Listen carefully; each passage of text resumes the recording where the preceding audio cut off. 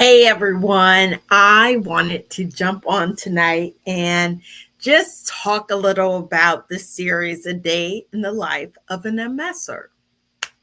So, we have covered 7 days thus far. We have talked about leg heaviness. Look, I have a list. We have talked about leg heaviness. We've talked about balance, depression, fatigue, cognitive, and we have several other things coming up, but I want to go over a few things that I realized along the way that I may have misstated or missaying. For instance, when it comes to depression, one of the things that can help a lot is if we get out of the house or get out of our room. Um, I think I talked about the fact that we're isolated a lot, but you have to remember that sometimes it's just the little things. It's just the little things. I'm not asking that you go to the mall and go shopping for hours on end. That's not something that I'm suggesting or even saying would be for the best, especially when we have such difficulty with walking, difficulties with our legs, and things of that nature. So sometimes it's just a matter of going outside. Spend 5 minutes outside. If you are in an area that is really cold right now, spend 1 minute outside. But just realize that there's something about connecting with nature, something about grounding yourself to the very thing that God created, because He created you too. So that is something that I don't think I mentioned about the time 5 minutes outside, maybe 1 minute outside, just get out of the house. But I also want to mention about a couple little tricks of the trade. Sometimes to tell someone to get out of the house, it's one thing to say it and another thing to do it. It's sometimes a little harder to do it, right? So sometimes if you kind of bribe yourself, or if you tell yourself you're getting out for a specific reason, for instance, Crumble is wonderful at bribing me. And if you know what crumble cookies are, you might know where I'm going with this. Every week they change their menu. They have 6 different cookies on the list. 4 to be exact, because 2 are usually the same because they have that chocolate chip, chocolate chunk one every other week. And then it depends on that last one. It used to be a pink icing cookie. Well, now they're changing it to a mystery cookie. So let's say at least 4 to 5 days out of the week, you could bribe yourself and say, you know what? I'm just going to go out for a cookie. Just want to try this awesome cookie. I think this week they have a Black Forest cookie. So it's chocolate and it has white icing and chocolate sauce and a cherry on top. When I saw it, I was like, if I need help getting out, that might just get me to get out. Um, I will say that if you don't like cookies, there are other places, other things that could bribe you. And I'm not saying to spend the bank on this or just, spend a truckload of money, always bribing yourself to get out there and buy fast food. But sometimes you just need a little someone mentioned one time, what about Dairy Queen? If you're an ice cream person, Dairy Queen would do the trick. I know that when you mentioned it, I was like, oh my gosh, I don't even know where the Dairy Queen is around here.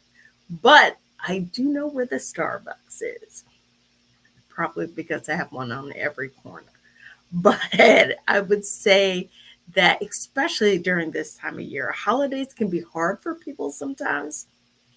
But let me tell you, Starbucks has a peppermint coffee this and a pumpkin coffee that and a this that and just everything, all these different things. They have a creme brulee coffee, a white chocolate drink, frappes, all of this different stuff. Maybe you might say, hey, Thursday they have drinks half off. On Thursday, I'll make sure I get out just to even get a drink. Or Thursdays, they might have one, buy one, get one for it's one or the other. Um, isn't that half off though? Anywho, I think you know where I'm going with this. It just takes some tricks of the trade, just some bribing, sometimes to get out of the house. Have a reason. For me, once I started doing it, I just went out because I had therapy and my therapist was like, "Okay, I just want you to get out of the house. Just leave your room, get out of the house. At least go on the go on the porch, go outside, have a cup of coffee, find something to do." And I did it. Maybe it was because I was given instructions to do so, but I did it. And then I started making it a habit. And it started to be enjoyable to go outside in the sun and get some fresh air. Just try it. It does wonders. Let's talk about something else that we've been talking about in the series, A Day in the Life of an MSer. Fatigue. I mentioned fatigue and I said what you need to do about it is rest. And this is true. That's what the doctors say. I know not all of us think that rest is as easy as everyone has to say. If you're working, sometimes it's not that easy to be able to close your eyes. So, some of the things that you may want to try, and this is totally up to you. If you're one of those people where caffeine does something for you, reminds me of going back to Starbucks. But if caffeine does something for you, splashing water on your face, getting a cup of water just to refresh yourself, if these are things that work for you other than just being able to close your eyes, it's very possible that you might want to do that. Sometimes you don't have to close your eyes for a full hour or 20 minutes or anything like that. Sometimes it's just enough for you to take the break, take a breath, close your eyes, and you might just get your second wind. Sometimes it's not as easy as it is to say it, but it might just happen. It's happened to me before. And I'm hoping that it's something that can happen for you. Is that if you just take a moment to gather yourself, be mindful, and take a breath. Acknowledge the fact that you are tired, that you're mentally tired, but that you only have so much time to deal with it, that you'll have to deal with it. Also, remember sometimes it's okay to just sit down for 20 minutes. Sometimes it's just a matter of getting off of your feet. It doesn't always have to be asleep that you do, that you're sleeping for a long period of time. So make sure that you consider that as well. For fatigue, for heavy legs, I just wanted to add this for some people. I made the comment that I catch myself, my foot under the cabinet sometimes, depending on who you are. And I'm the type of person, I do play with stuff and I try to see if I could catch myself, if how how quickly I can get to the counter to catch myself, how often I might have to use the wall to walk if my balance is off. It takes a sense of humor to get through life as an MSer at times. And sometimes we just have to be willing to laugh at ourselves. Laugh at yourself. It's sometimes the only thing you can do to get through having multiple sclerosis. Um, I'm going to physical therapy right now. I would suggest physical therapy for people. I didn't even realize some of the things that I was taking for granted, like the inability to actually sit down with strength in my legs and not just flop down. They're teaching me how to use my legs to sit, to go down to sit in the chair instead of just flop down. Or one leg is weaker than the other, so the other gets the brunt of it. They're actually teaching me how to make sure that each leg is doing its own work. If you have an opportunity to go to physical therapy, I was definitely suggest that they're helping me with my with my balance and the heaviness that I feel in my legs at times. Tomorrow, I am going to actually come on. I'm going to talk about coordination because that is something that we struggle with in our lives with MS. So I just wanted to make sure I came on here tonight to let you all know that there were some things that I did not go over specifically with every single thing, but you have to look. I looked down at my notes. Good thing they're there.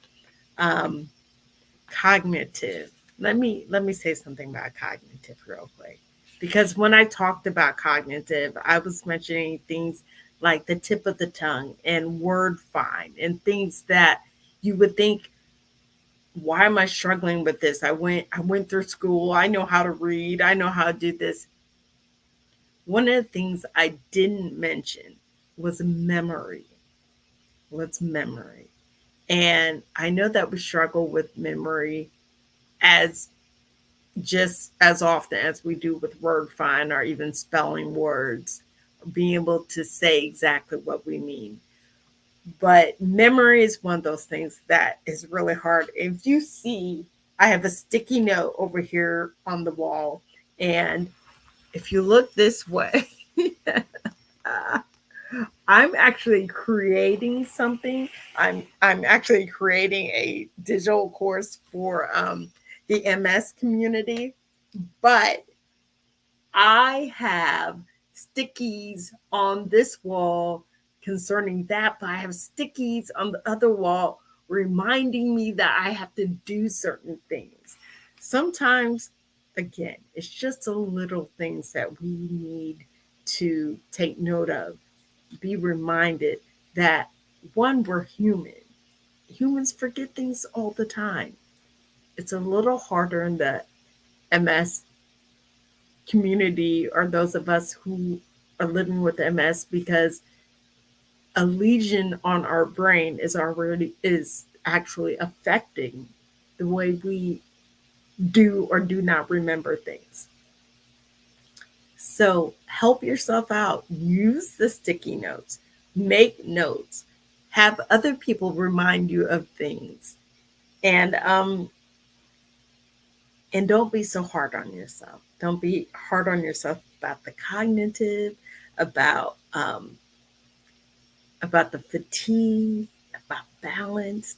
It's it's our lives. It's just the way things have worked out for us. And we're not here to question whether or not it's right or wrong. We're just here to handle it to the best of our ability. So I will be on tomorrow, the day in of life, day 8 of an MSer, and we'll talk about coordination and how it affects the MS community. I hope you guys are getting a lot out of this. Let me know. Drop it in the comments if there's anything that you would like me to talk about. Take care.